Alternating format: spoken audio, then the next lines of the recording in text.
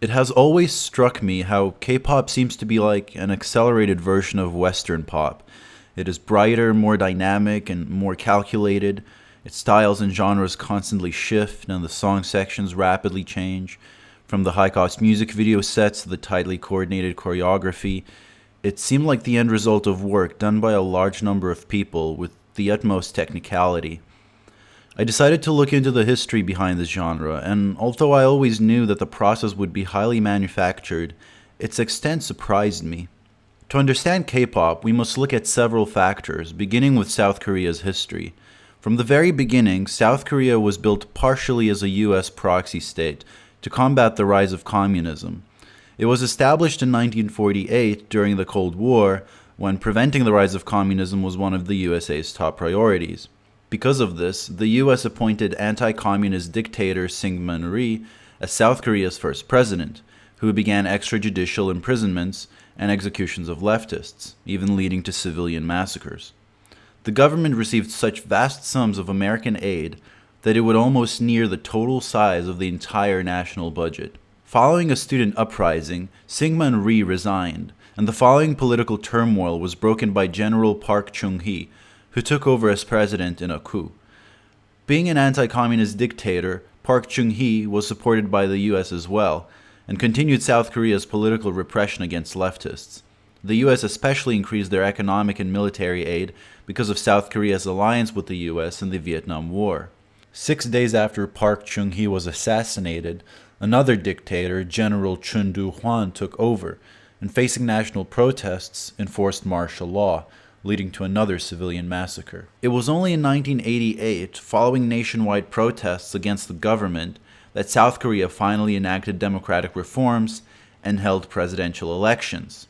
These were won by Roh Tae-woo, making South Korea a liberal democracy, which led to a liberalization of South Korea's culture.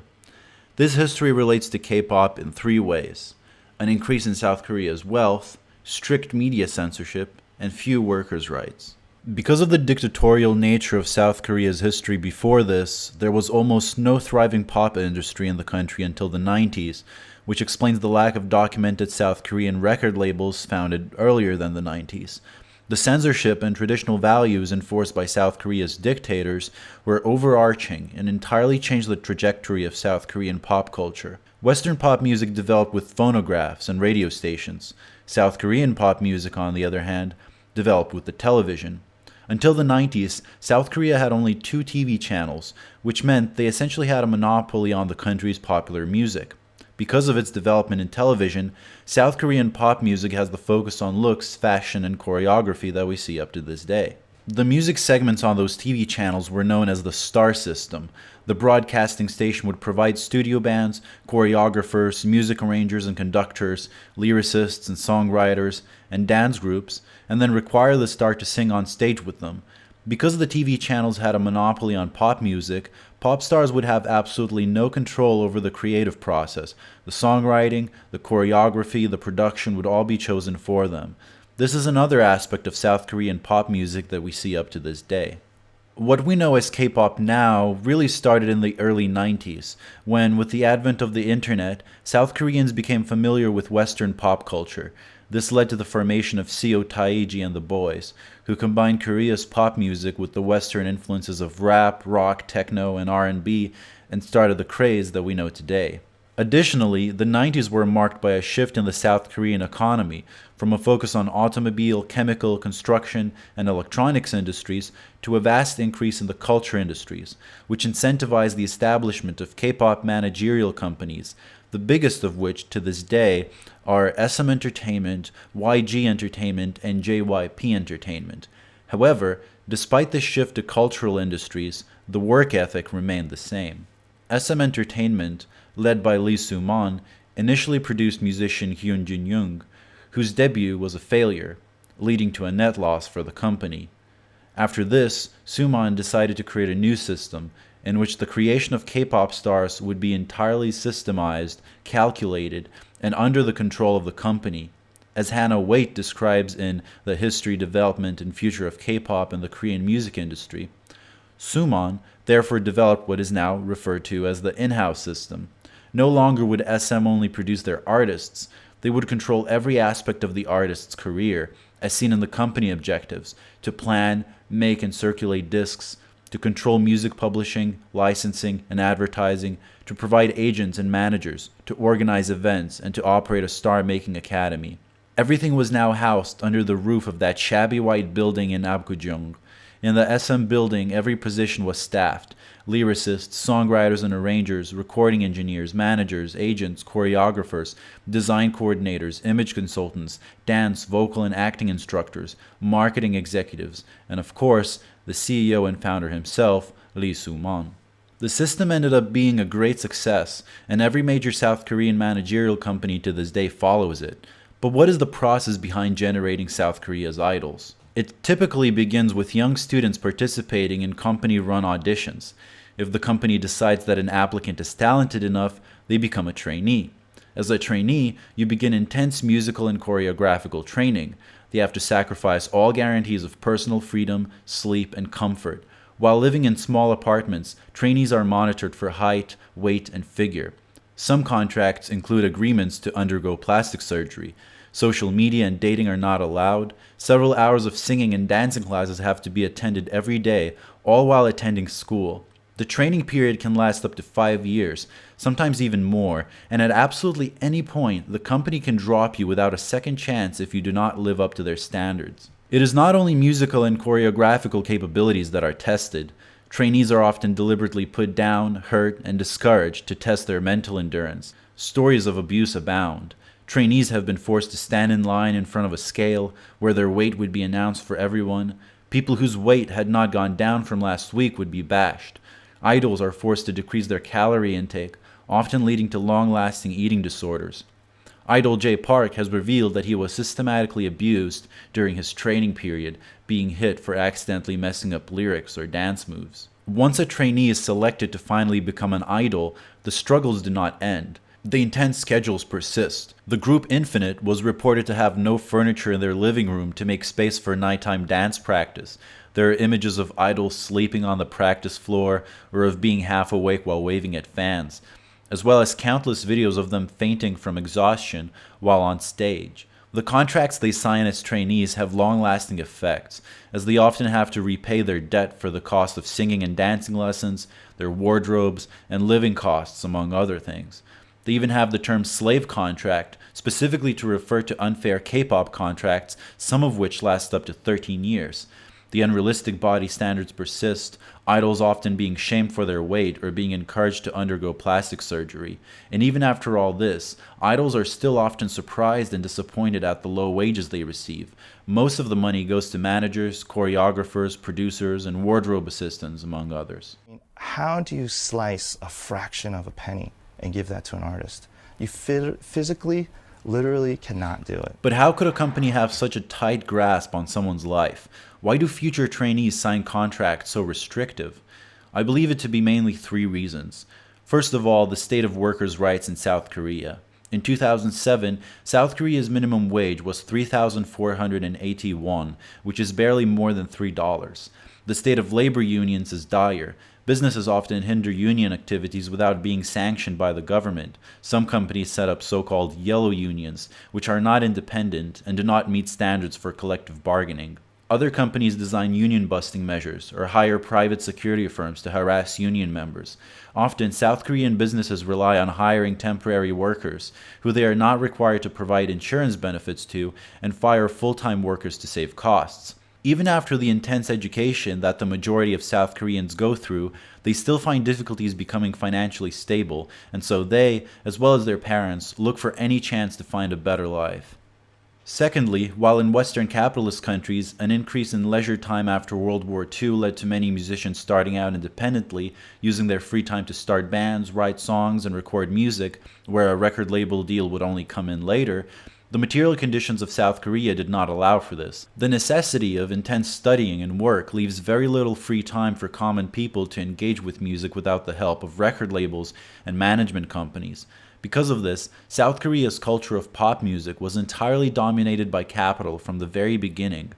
People who dream of a career in music often have no chance but to sign up for such managerial companies. Thirdly, it is the age at which many trainees begin their career.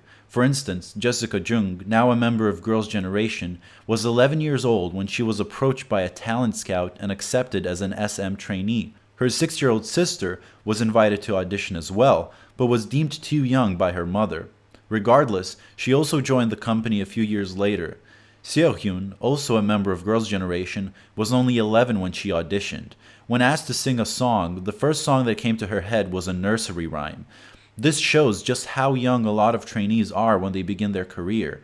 At this point, they might not realize the full implications of what they're signing up for. The fact that they are sacrificing their leisure time, their ability to have long-term friends, social media, in some cases their health and self-esteem, their childhoods are robbed from them and given up entirely to shape them into tools of the company, sculpting every aspect of their being. Their childhoods are robbed from them and given up entirely to shape them into tools of the company, sculpting every aspect of their being, not just their singing and dancing capabilities, but their appearance, behavior, outward personality, and life schedule. In a heartbreaking moment on the South Korean show Big Brother, the lead singer of Girls' Generation, Taeyeon, was asked which traits of her she would like to be passed on to her children. The other band members immediately suggested that it would be her voice, but Taeyeon, after some thinking, disagreed. 아니요. 목소리는 안 주고 싶고요. 네? 왜? 목소리를 좀 가수로 할 테니까. 가수는 안 돼요. 목소리를 좀 가수로 할 테니까. The fact that Taeyeon wouldn't want to wish her own life upon her children as a famous and admired idol which she worked for almost her entire childhood and teenage years is telling. You might think that trainees, having to spend years living together and practicing together, develop healthy and lasting friendships, but for the most part, the system hinders this. Trainees, being in danger of being dropped by the company at any time, must adopt a competitive attitude and can never be certain of the future of their friendships. Seo-hyun of Girls' Generation, talking of a previous trainee friend, recounts. She was training to be in Girls' Generation with us, so for 5 years she slept, ate, and practiced with us. For 5 years we had the same dream and we had no doubt that we were going to be in the same group. For 5 years we worked hard together as trainees, and after our showcase we were convinced that we were going to be in the same group. But people at our agency always told us, don't get too close to each other. I thought, why are they saying that? They told us, what if you aren't in the same group? You shouldn't be too close to each other. I thought that's not going to happen. We're definitely going to be in the same group. We have the same dream. But after our showcase, the members who were going to debut were chosen. I looked at the list of names and my friend's name should have been there, but it wasn't. Rather than being happy that I was debuting, I was so sorry to my friend that I couldn't even talk to her. After the decision was announced, I couldn't even look at my friend's face. I was preparing to debut and she was still a trainee. Since I still had to go to the practice room, I would see her. I couldn't even look her in the eyes because I was so sorry. One day, my friend grabbed my hand and took me to the bathroom. She looked at me and started to cry, and we cried together. We didn't say anything, but we knew how the other was feeling. So we kept crying while holding hands. Honestly, we cried like that for several weeks. The company has no regard for the emotional traumas it causes, for the family-like dependencies it creates only to break them, for the terrible mental health that a lot of its trainees have to endure. Once the contract is signed, the trainee has no say in any decision-making process.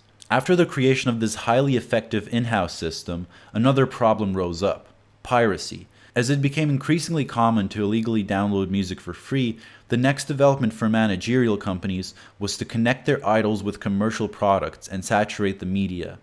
In addition to already being singers, dancers, actors, and TV personalities, K-pop idols now became advertisers, appearing in commercials for everything from water purifiers to fried chicken. Conversely, K-pop music videos themselves became advertisements for external products. Even more than before, the importance of appearance rose above that of reality. Because of this, K-pop ended up influencing not just pop music, but advertisements, consumer products, movies, TV shows, fashion, and all of these things would end up influencing K-pop in turn. This feedback loop created an entire culture that was mainly run by just 3 managerial companies. As Hannah Wade says, with a firm hold on the Korean domestic music economy, these 3 companies are able to manufacture culture in Korea, defining what the masses deem to be popular, and as a result, what they spend their money on. They create their products, Korean idol stars, in accordance to what their consumers want, but in turn are able to define exactly what the end product will be, thus manipulating what the consumers want into what they have already created. This reminds one of Baudrillard's analysis of signs in consumer society. The commodities circulating in a market gain their significance not from their inherent qualities, but from their relations with each other, to the point where no reality exists outside of these relations. The entirety of South Korean pop culture becomes fully manufactured because K-pop idols are influenced by what is popular, but what is popular itself is already influenced by fully manufactured K-pop idols. The commodities produced by the contemporary Korean wave are prime examples of simulacra, copies without originals. Because of the nature of the business, the individual idols have virtually no autonomy in the production process. The division of labor is extremely strict and disciplined, with each department trying to push its limits. Such a way of making music can only be achieved by almost inhuman levels of calculation and technicality, and this is why K-pop appears to be so overproduced. Compared to its Western counterparts, K-pop music videos are brighter, more saturated, the choruses are larger and the hooks sharper. It is all delivered with forcefulness. Genres, fashions, color schemes, and dance styles are crammed into single music videos, desperately trying to fit the visions of a multitude of different people. Everything is characterized by an excess in the visual and the sonic, an excess in the group structures, and an excess in touring and expansion. Such excess could only be built on inherent contradictions. The contradictions between cheerful, carefree appearances and strict discipline and restricted freedom, contradiction between confident, independent attitudes and complete dependence on the system, contradictions between sexual objectification and innocent appeals to traditional South Korean values, contradictions between outward friendship and the system's complete disregard from human relationships. Finally, the contradiction between the idol appearing as a godly, almost all-powerful cultural icon and the reality of the idol's complete lack of creative autonomy. Knowing the suffering that underlies K-pop's bright and glamorous appearance makes it almost morbid. It reveals the absolute incongruity between capitalism's appearance and reality. The material basis that underlies pop music this excessive could only be inversely bleak. What the managers of K-pop succeeded in doing is replicating the kind of work ethic that you would find in sweatshops or 19th century industrial labor and applying it to the music industry. Perhaps nowhere else in mainstream music will you find pop stars so openly characterized by complete disposability.